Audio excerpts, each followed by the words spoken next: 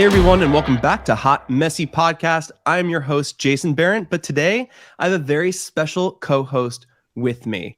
Josh, would you like to introduce yourself? I would love to introduce myself. Hi everybody, I'm Josh. I've known Jason now for, oh boy, a lot of years, since 2006, I think. I think 2006. Yeah, that's crazy, guys. Today is, Adam had surgery on his mouth, on his tooth, which is not a really welcome Christmas gift, but he is slowly recovering. The numbness is wearing out and the pain is starting to, wear in. So Poor guy. we're letting him have off tonight. And, you know, it's the holidays. And I thought it would be fun to have one of my closest friends on today. Josh, well, anyone who doesn't know Josh, we actually met when we were creating a show for Cirque du Soleil called Kuza. And Josh was one of the clowns in the show and was one of the funniest people. I think you're still one of the funniest people I know. Thank you. You're welcome. I want to say like a smart ass comment, but I'm trying to be nice because I'm meeting a lot of your listeners for the first time. So I'm trying to act like I'm well behaved. Listen, it is called Hot Messy Podcast, so you don't have to behave. That's fine. No, but guys, go ahead. No, I was just going to say, guys, because Adam isn't here to remind you, don't forget to follow us so you don't miss an episode on Apple Podcasts, Spotify, or wherever you listen to your shows so you don't miss one of these episodes. We never miss an episode, and we are already like 25, 26 episodes in, which is crazy. I can't believe it. It's been fun. I was telling you, I was just on a plane listening to your guys' strip club adventure, and that is wild. People need to listen. If they haven't listened to that episode yet, they need to go back and listen. That was a good story. It's so funny. I'm never, ever going to listen to Adam's aunt and uncle again when they say, hey, let's go out for a nice quiet dinner at one of these new restaurants. And then, you know, Adam's family is so big. So you have like 5, 10, 20 people show up. And then all of a sudden we're with his grandfather sitting front row at the strip club, putting ones into thongs. It's crazy. Listen to the episode, guys. Listen to the episode. Well, and also, Jason, this is, for people who don't know, we are recording this like right before it goes out. We're 3 days away from Christmas. Merry Christmas, buddy. Merry Christmas. Merry Christmas. Happy holidays to everyone celebrating Hanukkah, whatever else you celebrate. But yeah, Merry Christmas, man. Yeah. It's a special time of year. This is an extra special time of year because you and Adam got married yesterday. Congratulations. Did. And you know what, Josh, I wanted to call you right after because I have the funniest story to tell you. Okay, but Adam's like, no, we have to say it on the podcast. You have to tell it on the podcast. And I'm like, okay, yeah, we'll wait. Yeah, honestly, this has been years in the making, right? We've been together for 9 years. We've been engaged for 5.5. You were at our engagement party with your wife, Natalie. Yeah. And I just feel like, I don't know, like we've never done anything quite traditional in a sense. When we got engaged, it almost felt like we were married, and then we just kept putting it off, and we were moving and we were changing jobs and, you know, doing content creation. Now it's like you're always constantly doing something and you don't really want to like take time to do something else, even if it's important, you know. So we never took the time. But yeah, we wanted to do something for ourselves. You know, we didn't need the whole pomp and circumstance of a big wedding with lots of people, even though we are going to have a big party sometime in the spring where we're going to invite everyone just to celebrate and have a really good time. But we decided, you know, we're going to roll up our sleeves and go over to the courthouse and get it done. I didn't realize when you go to the courthouse, it's very much like going to the DMV. So you go get a number, you sit down, you wait. Adam has his glasses on, his sunglasses, and we're just like wanting to get in, get out, make it special for us, and then just call it a day. You know, Adam doesn't like attention. He's not like, you know, like us, we can go on stage in front of like 2,000 people and it's fun. Adam does not like to be watched unless he's sitting behind this camera. Yeah. Well, and he kind of has the safety of the glass, right? Because no one's there. It's really 99% of the time, except for when he's done his live shows, it's Adam talking to a camera. So yeah, he's talking to hundreds of thousands of people, but not really. It's just Jason in the other room. Yeah. I mean, sometimes. Yeah, pretty much all the time. But we go in and it was the same. I don't know what they call them. I guess clerks or justices or whatever. But we go in and it was the same woman who gave us our marriage license. And then she had just done a wedding with a couple, right? Or a ceremony with a couple right before us. And after they had checked in with the DMV kind of style of check-in, she put on her blue robe and they went to another room. And Adam is like, oh, fuck no. No, no, no, no, no, no, no. She's not putting on that robe. We're not walking down that hallway in front of all those people into another room. He's like, I don't want the attention. He's like, he gets really like crazy like that. And I was like, no, it's okay. Like, we have to do this. Like, don't worry. Like, I think Put on your big boy pants. It's yeah. It's time. I'm like, I think we have to do that. Like, I think it's whatever. So we go up to the window and it's very much like stamp, stamp. I think it's done right then. But then she puts on her blue jacket and Adam goes, hey, do we have to do the blue robe thing? And I was like, oh no. I was like, why? And she started laughing. She's like, I mean, no, like, I think she was thinking that, oh, you don't want me to wear this. But Adam was trying to say, we don't need to go do the next part if it's not required. So we end up following her down the hallway. We get so did she bring the blue robe or did she leave it? She brought the blue robe. You have to. I think that's her like justice of the peace. I don't know what they're called. She might. I think it has to be a justice of the peace. So she was probably a judge, but like handles more the municipality kind of stuff. So right. She would have to be. I think that's the rule. Like sea captains and judges, right? Yeah. Sea captains and judges. No, but so we go into this room and it has like kind of one of those like backdrops you have at a restaurant that it's like a wedding thing.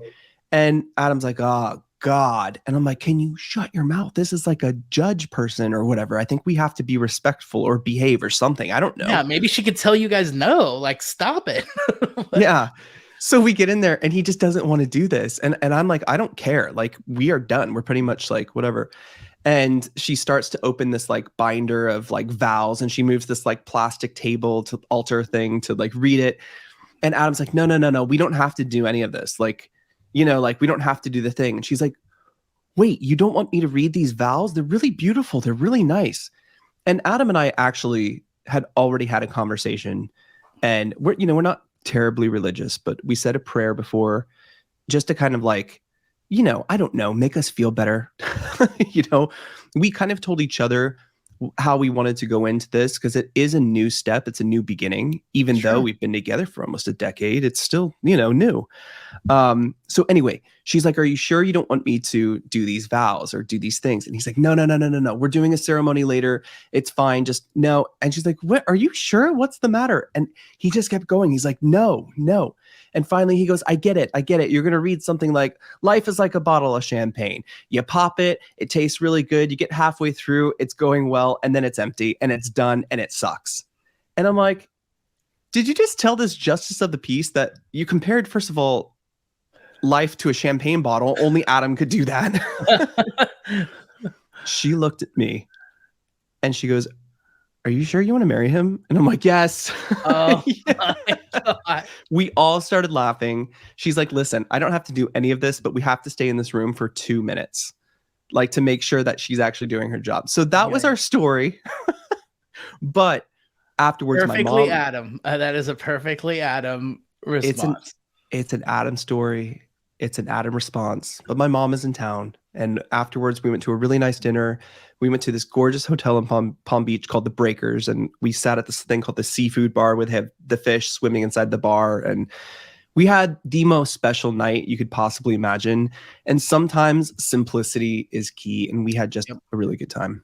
But well, and I told you too, Jason, like, Natalie and I had kind of a similar story. We were together for years and we had a long engagement. And then in a lot of ways, like you said, like, oh, we had everything intertwined, our finances, everything. We were essentially, married. You could make a case for common law marriage, you know what I mean? But I remember I called you a few weeks ago and I said, hey, Jason, I'm so happy you two are getting married and it will feel different. And even if not right away, eventually it feels different. And mostly because I think like the world treats you differently. When you walk around saying my husband, as opposed to my boyfriend or my fiance or just my partner or something like that. I think it has such a gravitas to it, and it shows that like we're at a whole different commitment level. We're at a whole different, I don't know. In some ways, you're treated differently by the world, which makes you treat each other differently. And I think too, for I had a similar upbringing to Adam. We were both children of divorce and stuff, and so to have someone come along and say, "I'm gonna stick with you, and it's gonna be, I'm here for a lifetime," kind of thing. I think it means something, and so yeah, I think you both will find over time that you'll feel a difference, and I think you'll both be really happy that you did. I'm so proud too. of you guys. I'm proud of you. Hey, guys. thank you. Yeah, I have to say, it feels like, I don't know, it's like that last thing in our relationship. It's getting that last weight off the shoulder. It's like, yeah, I can tell you, we already feel different. It's very strange to wake up and we're like, oh my God, we're husbands. We did it. It's crazy. We're not just like boyfriends or fiancés. Well, and anymore. you guys have accomplished so much together, but that was one thing that, like, I remember just even like little things would come up and you'd be like, oh yeah, and we got to get that done. And we got to get that done. It's like one of those, like, I mean, look, I have a house now and there's projects around here I've been putting off for 5 years, and it's the same thing. I bet I'd feel really good once I got this stuff off the plate. So yeah, that's crazy. It just goes to show you. But you mentioned being a product of divorce, right? Like Adam's parents collectively have, and I have to be very careful how I say this. This is my mother-in-law and father-in-law. Officially, I have 2 mother-in-laws, by the way, but and 2 father-in-laws. Wait, let me think about this. Yes. So we'll just say multiple marriages. Anyway, multiple marriages. And so he kind of like watched this like routine of just cycling through whatever. And then when this happens, you have to separate the finances. A lot of stuff scared him. My parents were together my entire upbringing until my dad passed. And it's just something that I think it's you who told me this. And I think I've said this on the podcast before. Didn't you say every relationship is supposed to fail until the right one comes along? Did you say something like that? Yeah, I did. And I stole that from, oh gosh, let me think of his name. Some relationship coach or something. Yeah, he's a famous gay relationship coach, Jason. Oh, really? Yeah. Oh my God, he's huge. Like everyone right now is screaming at the speaker right now because they all know who I'm talking about. Jesus. Everyone, it's so funny. His name is like, I used to quote all the time, and I quote you. So Jason, as soon as you stop recording, his name is going to come to my mind. But everybody who's listening, I'll tell you what. Please rate this podcast. Give Jason and Adam a great rating. Comment in there. And then at the end of the comment, write the name of the person just so we all know who. And if you're watching on YouTube, write it in the comments because, everyone. So as somebody who did comedy for years and somebody who wrote entertainment for a lot of different people, I'm so into attributing where stuff comes from. So I will come back later. I'll come back later and write in the comments, at least on the YouTube page, who it was. Cause yeah, it's a good quote. But I have to say that's so true. There were so many, well, not so many. I wish I could say so many, but no, I wish I don't. But no, I'm glad you don't. I'm glad you don't say so many. You and I are the same. We're both kind of conservative in our dating lives. We've not. Oh yeah. You and I have not been wild, and both of us, like, we don't have tons and tons of people in our past. We were very selective and picky. Yes. Very picky, but I'm happy. And there were reasons that wasn't supposed to work out. And now you see them. But after being with someone, like you said, with you and your wife, you guys have everything is kind of intertwined. Your finances, now you have kids. But before you got married, it almost felt like you were married. And that's kind of how we felt. Everything was together. We did everything together. And also when you have a partner who, like when you lose a parent, it's really difficult. And when you have someone who can be by your side to kind of get you through that, because that takes time. That takes a lot of time. It took me a lot of time and a lot of time to realize that is what I was going through, was ignoring like certain feelings. When you have someone who's that patient, that's hard to, I mean, listen, I don't want to be with anyone else, not just because of that. Can I tell you another reason why I know you two are going to do great together? I would love to hear this. It's actually it's a compliment. I know you're expecting like something like because you're both girly or something. No. Hey girl. Hey, I know, girl. listen, our banter is very similar to Adam and I's, and it's the way we talk. Sometimes people don't know if we're joking or whatever, but we love each other and we express it through fighting. Just so you guys know, we're like brothers. Exactly. But no, the other thing, and I think a lot of people need to hear this, like, no matter how perfect you are matched to somebody, there are going to be times where you're going to get on each other's nerves. There's going to be times where you're going to argue and bicker and fight. There's going to be times where you're going to look across that couch while you're watching TV and go, that person bugs me. That is life. But having said all that, you know, the fact that, look, none of us, we're all worried about ourselves, right? Like everyone's really worried about, how do I look? How am I coming across? How am I presenting myself to the world? And no one wants to feel stupid. We all kind of have low self-esteem, whether we want to admit it or not. We're all nervous and shy around everybody else. Some of us take to the stage and make people laugh with us. Some people hide in the shadows, but we're all kind of going through the same thing. But there's very few people in life who will actually tell you some of the things sometimes you need to hear. And I will say that you and Adam have done a great job of challenging each other at times, pushing each other at times.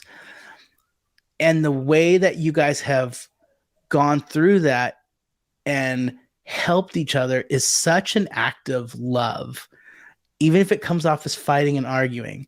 And I remember that every time my wife and I bicker and fight, I know it's like working out. Like, to make a muscle stronger, you have to tear it. And so it's the same with a relationship. You've got to put little tears in there on each other to actually make each other stronger and better. And I've seen you and Adam help each other be better versions of yourselves and become stronger. And that's why I'm like, oh, these two are going to last and they're going to stick and they're going to be, this marriage is something that is going to give to the world as opposed to take, you know?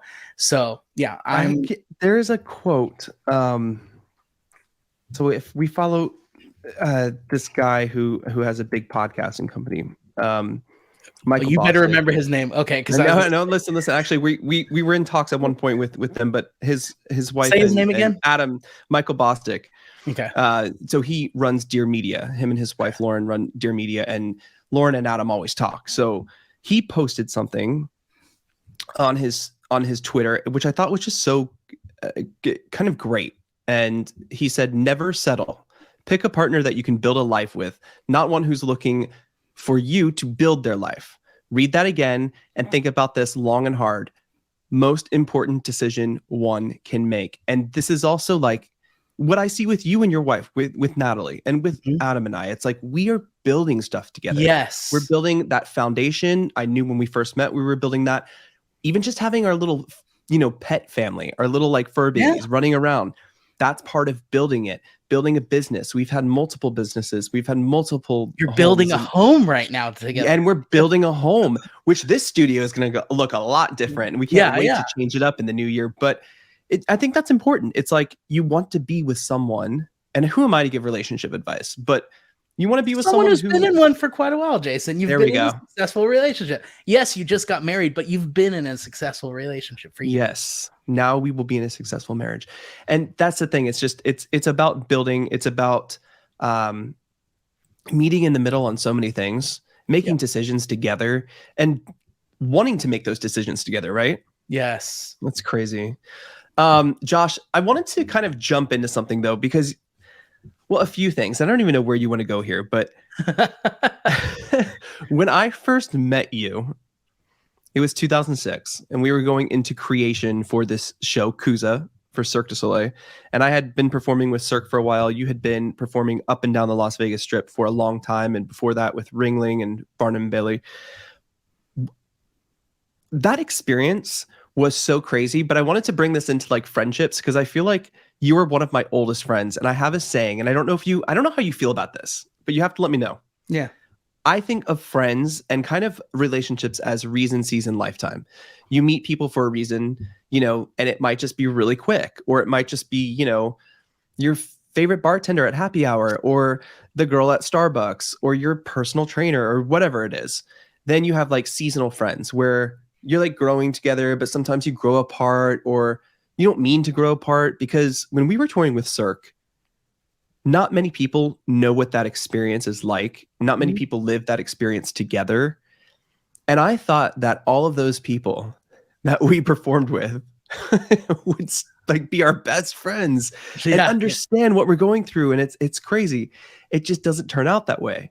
But then you have those lifetime friends, which I consider you, the ones who come in and no matter at what point in your life, they're there probably for the rest of it.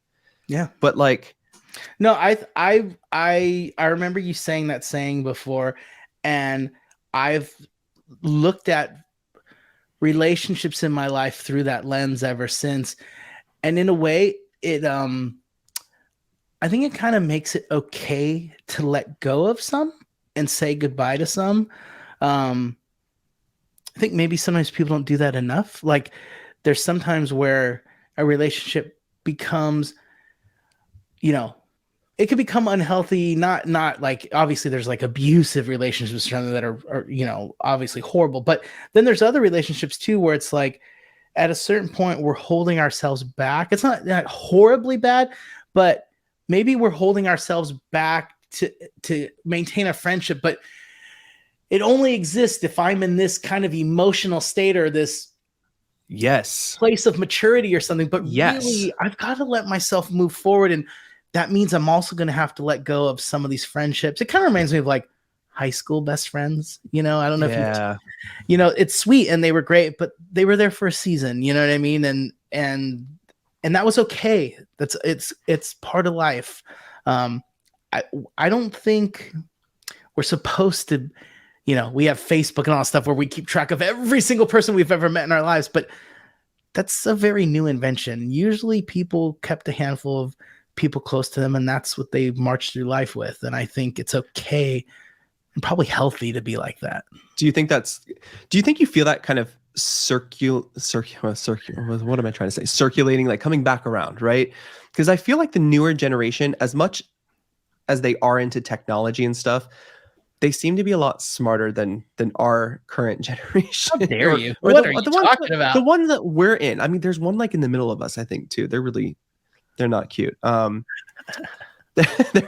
not there. Because there was something in the water around like 91. But no, I feel like kids nowadays even kind of get that. They don't feel like they have to please everyone, or maybe that's just me. No, I do think there's almost like this pushback now. Like I think humankind, when we got the internet and this technology, it's like any new thing. Like we binged on it. Like we did too much of it. And like, it's like a kid in a candy store. We just ate too much and we got sick to our stomach. And now we're kind of purging and we're like, and now we're trying to find this happy balance. I don't know a person alive who doesn't know that their phone and the social media and stuff that we all spend time on probably isn't good for us. We all kind of know deep down, even though your Apple phone report comes up and says you spent 23 hours a day on your phone this week. But I do think deep down we know in our heart of hearts, maybe we shouldn't be on so much. So I think you have a point. I think I really hope. Well, here's one thing I'll tell you I did. I bought a Kindle because I knew I couldn't just turn off that compulsion to grab my phone. So I thought, okay, let me at least grab a device that's going to be a book. And so I'd rather my kid, it all came from me realizing like, my that's kids a great idea though. My phone too much. And so I don't want them to see me looking at my phone. I'd rather them think of dad as reading all the time. And hopefully that encourages them. So that's one of the things I did. But yeah, I think you're onto something. I think people. That's a great idea. That's crazy. I never thought about picking up the Kindle because I do sometimes, even our phones are so big. I'm sitting there like reading books on my phone, but here comes the notification from WhatsApp. Yeah. Here's the notification from iMessage. Now I have a new email, and then I'm doing that. Then I go through this rabbit hole, and I'm like, do I have ADHD or or is the phone just making me like think I have ADHD? I don't really know. I think I was diagnosed with that at one point in my life. Okay, so we've known each other for 15, 10, 15, Oh, you're asking 17, 16, 17 years. Gosh. It's been that long. I have to ask, I want to know what one of your favorite memories of like us or things we have done, because we've done multiple things. We worked on a creation of a show. We toured and performed together. We created and directed a show together. We toured around the world teaching workshops, performing, doing other things.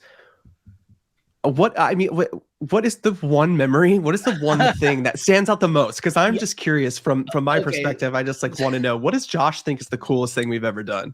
I was driving home knowing that I was going to do this show with you, and I was like, oh, we should have a good story to tell. And so when you've been friends this long and you've done as much as we've done together, it's almost like I'm paralyzed with trying to think of something. There's too many choices. So then I started thinking about, it's Christmas time, it's the holidays. And then I started thinking about, like Christmas, snow. And I was thinking, what about Jason and I, snow? And I was thinking, this would be kind of funny.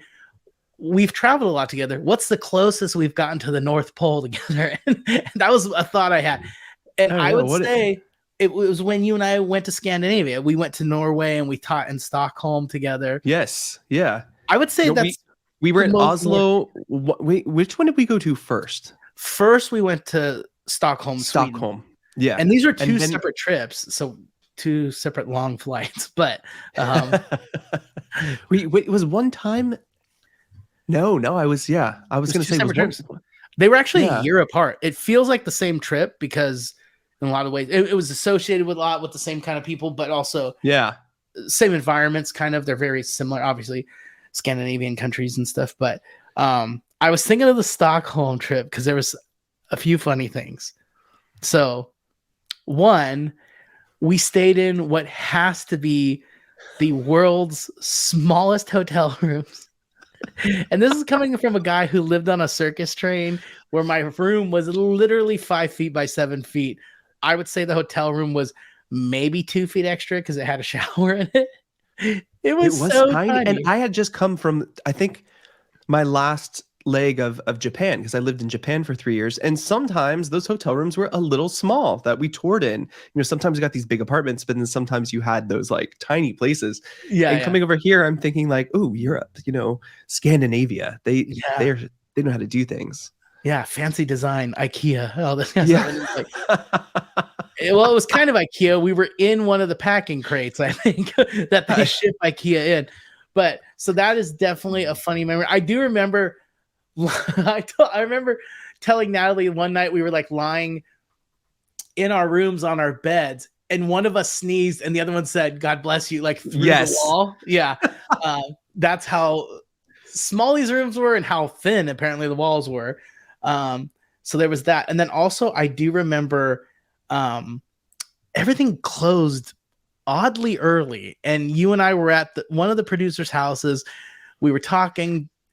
We're both like kind of falling asleep on their couch because the clock, the jet lag going that way, going east is like really hard. Like I've done the whole like from DC to Tokyo, and then like you kind of get there and you kind of like jump in line because you have that full switch. But going over there, it's like just a few hours, and your body just wants to sleep. You just want to pass out. And I remember the producer excitedly talking to us about this show. They were excited we were in town and stuff. And it was fun. But you and I were both like, we should have been standing for this meeting, drinking coffee. Instead, we were in his house having cocktails on a comfortable couch. So towards the end of it, and it's only like drunk. 8 o'clock at night or something, or 9. We're both just kind of like falling asleep on the couch. Finally, the meeting ends. We realize we haven't had dinner. And I remember walking the streets of Stockholm with you, trying to find anywhere that was open, and we ended up eating dinner out of a 7-Eleven because that was literally the only thing open that night. It's so weird because like it's not what I would ever expect. I mean, I think you and I have traveled a lot. I've been to I think 16, 18 countries at this point, and many of these different cities like in Europe and Asia, everywhere. I've never run into this problem where it's like, what the hell? Is there some holiday that we don't know about? Because they have a lot of or fun little something. holidays. We're in Stockholm, a major city, and literally everything was closed. It was incredible how quickly they just rolled up their doormats and shut the place down. And we're like, where's the nightlife? I mean, we'll probably find out like, oh, if you guys went 2 blocks over this direction, it's like everything Las was Vegas everything was open. But this is also back in the day where we had our smartphones and stuff, but it wasn't as easy or as global as it is now, where you can just have your your phone, and it's really easy to get like a SIM card and an eSIM and have data. No, I don't know. It's just, I think we had to hop on Wi-Fi if we wanted to use our smartphones, and we can only print out our MapQuest so we could get around town. Yeah. That's so crazy. I remember too being there with the group of people we were teaching, because Josh and I were teaching this workshop where Josh he's a phenomenal director, but at the same time, you're able to like get inside of people's emotions and kind of bring out the artist within the artist, you know? And so you would do all of these acting and physical workshops, like what do you call that? Physical like clowning and stuff with them, right? Sure. Whatever. And yeah, whatever. I always at this point I'm like, I don't even know what to call it, but yeah. Acting, it was amazing acting. And then I would teach like some sequences and choreography, and then we would kind of put stuff together, and good times, fun times. I can't believe like all that happened. I can't believe where Cirque du Soleil is today. I can't believe where we are, and we're on a podcast right now. And now we're just a bunch of a couple of old married guys talking about their balls and chains back at home. Well, this one is not a ball and chain. This one keeps me on my toes. I can't. Josh, I have a question for you, because you and I do this show on Adam's channel, Up and Adam, on YouTube, called Anchor Watch, where every week we do like a late night chat where we cover Below Deck. And Below Deck is like one of those shows that Adam doesn't cover. So he covers a lot of the housewives and stuff like that. And he's like, I need another video on my channel. I need another live. And I'm like, why don't you cover Below Deck? It's the highest rated show on Bravo. A lot of people watch it that don't watch Housewives. There's a whole like little thing in there, But more importantly, what do you think about these guys this year? This Below Deck crew that we have on this new Motor Yacht St. David in St. Lucia, season 10 of Below Deck. That's my first question. And then I have another question. Okay. To answer your first question, they're great TV so far, right? I mean, they're a little wild. They're a little crazy. Some of them are annoying, and that all adds up to good TV. As much as I want to gripe about certain cast members like Camille.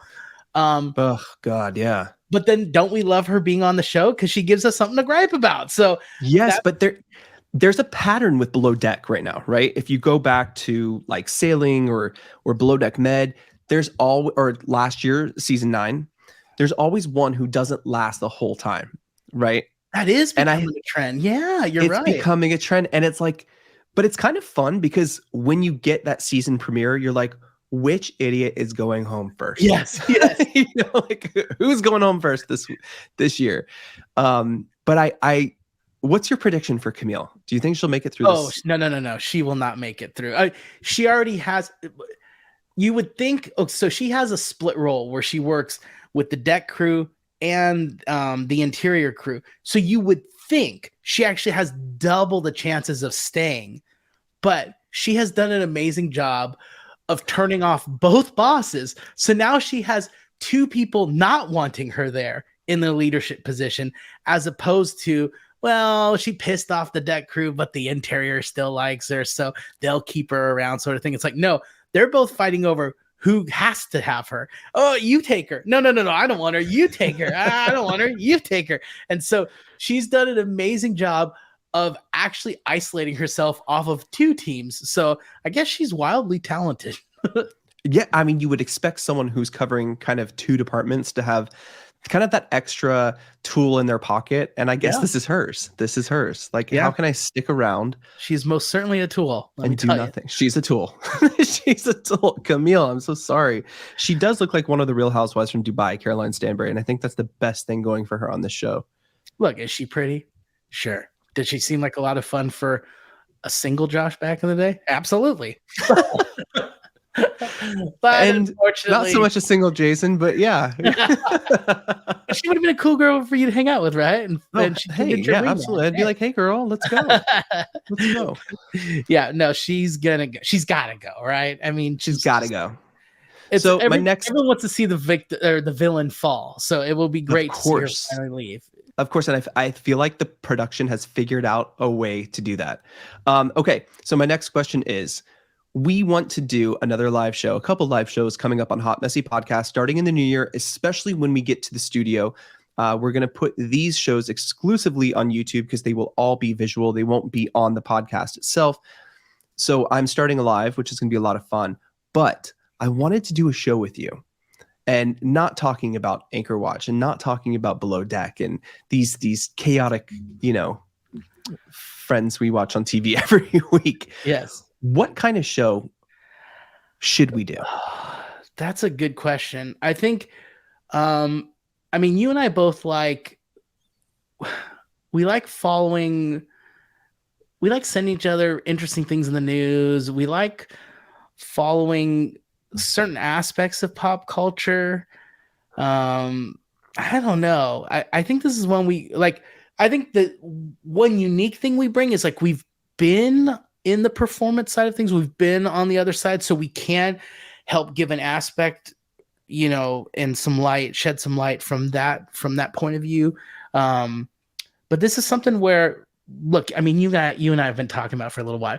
We do feel a little handcuffed just talking about one show over and over and over. We've been following it for over a year now, and that's a lot of shows. It's a lot of commitment, and it kind of is starting to feel the same. I hate to say it, Yeah, the monotony is crazy. It's like, okay, Yeah. there's the boat, here's the captain, and I like it. I still prefer it because it's the same thing, the same monotonous thing that happens on Below Deck is happening on The Real Housewives. Now it's becoming the same. Like everyone's yelling at each other. Now the new thing is everyone's a criminal in some way, shape, or form. Right? It's like you want to kind of break it up a little bit. Like venture out, add some variety, some spice. Yeah, we definitely need to play with this. I think there's some stuff there. The other thing too is you and I do know some interesting people. It'd be fun to bring on some of them and kind of talk to them about, especially some of like the adventures and stuff we've had with them and stuff. I think that would be that's fun. People enjoy that because people get to hear. Look, you and I were in entertainment for years and we've done thousands of shows and stuff, and we talk about like, it's old hat. But then when I tell my friends and family just stories, they're like, this is awesome because they've not lived anything like that. And so I think we take it for granted sometimes. So maybe we should share absolutely some of this do. stuff. I absolutely do. Yeah. Sometimes I take it for granted, and sometimes it's funny. Like people don't even know, like newer friends, right? Oh, yeah. Like some family members. It's like, oh yeah, that's something, Jason did that back in the day. He was a performer. He did like, yeah. And it's like, yeah, you don't realize like what we went through. It's crazy. Well, it's funny. I'm in like corporate business now, and like I negotiate multi-million-dollar contracts and stuff. And it's funny because these people have no idea that, just mere years ago, I was running around screaming on a stage, doing bizarre stuff. And, I was on Letterman and all this crazy stuff. And every once in a while, like if I've been working with someone for a year or so, like in a contact that I work with, I'll finally say, hey, did I ever tell you about my past? And they'll go, no. And I'll tell them, I'll go, hey, you should be aware of the weirdo you're working with. And they start laughing, what?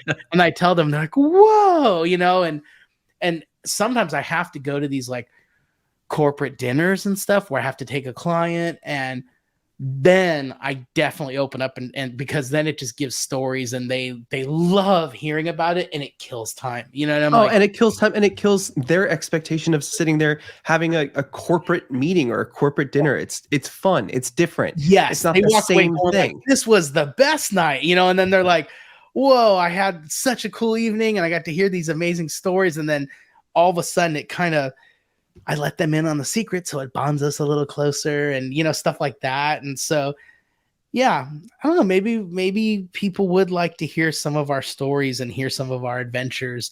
I think we need a mashup, because I think too, when we do talk and we talk about these subjects, it becomes a little hot and messy. And sometimes I'm thinking like, this would be great to put on the podcast. Well, guys, if you guys are watching on the YouTube, so this episode will be on our YouTube, youtube.com/hotmessypodcast. Comment below and let us know what kind of show you think Josh and I should do, because we are going to plan that in the new year. We will be in our new studio that is almost done. I cannot wait to share it with you guys and share. It's gonna be exciting. You guys have some cool ideas too for like how to set up the space and all. I'm very excited for you guys. It's what a cool year. You're married. I like too that you guys got married before the year started, because you're gonna go into the new year married. You're gonna go into that new house married. You're gonna go into the new studio married. This is cool. You've laid the foundation for building this next chapter of your life together. And let me tell you, last year Adam had a year. You know, he interviewed one of the Salt Lake City's housewives, Mary Cosby, her parents. Big interview. Of course, he interviewed Jen Shaw, which was all over Good Morning America, the Today Show. Very controversial, you know, very huge. Yeah, people, you know, you thought one way or another. Really, we didn't do it for any other reason, but just to hear her side of the story. And then we interviewed Kelly Dodd, who was a former Real Housewives of Orange County. And then in between that, Adam had a ton of interviews with like, crazy people. So going into next year, we're looking at our schedule right now, and it is just blowing up. I'm like, I hope I can travel like I used to, because this year was difficult. This isn't like, Cirque du Soleil is like, hey, here's your ticket. Yeah, now you guys have the podcast too. So it's like, there's more guests that you guys have to line up. And so, yeah, I'm glad you guys are buying a bigger house and stuff, so you'll have some place to unwind, because you're also going to be stuck in that house a lot with the kind of schedule you guys are trying to run next year. So I think you guys your marriage will do better by having a little extra square footage to get away from you know what? We're both cancers too. We like to like go back into our space every now and then. Josh, I really appreciate you filling in for Adam, being my co-host today, having a conversation. I'm glad I got to tell you the story about our crazy marriage and what happened in that courtroom with the justice, because no one would have believed it. We have been laughing about that since it happened. So, and yet, you know what's funny is anyone who knows you two also would go, yeah, I believe it though. I believe it. Yeah, that's usually what happens. It's on brand with Adam. So, yeah, that's great. Yeah, congratulations. I love you guys, and I'm really happy. Hey, I thank you. We love you, and we appreciate you being here. And guys, if you are into Below Deck, Bravo's Below Deck, the show about the yachts. You know, it's so funny because we brought this up on our last show. It's like everyone always says, "Oh, no one watches the boat shows." A lot of people watch the boat shows. They get the highest ratings for Bravo. The highest ratings. So if you guys are interested and you want to come, you know, play around with us on Tuesday nights at 11 p.m. Eastern, 8 p.m. Pacific, we'll be there on Up and Adam. It's a fun, live, wild show, and it's on Tuesday nights. Who does anything on Tuesday nights? That's why Jason and I put it there, because nothing happens on a Tuesday night. So come party. We have regulars that come who don't even watch the hang show. Out. The live chat is going. Below Deck, but they come because they've got like a party to come to. So you guys should come. It's wild. It's fun. You get pretty naughty there. We have all the fans refer to themselves as naughty yachties for a reason. So yes. Yes. So come check us out over there. If you guys haven't done so already, check out our Hot Messy Podcast YouTube. Happy holidays to everyone. Merry Christmas if you're celebrating. I know Hanukkah is in its fifth or sixth day at this point. So happy Hanukkah to everyone, and happy holidays to everyone else celebrating anything else. And we will see you guys all on Tuesday. Have a great weekend. Have a great holiday. Bye, everyone.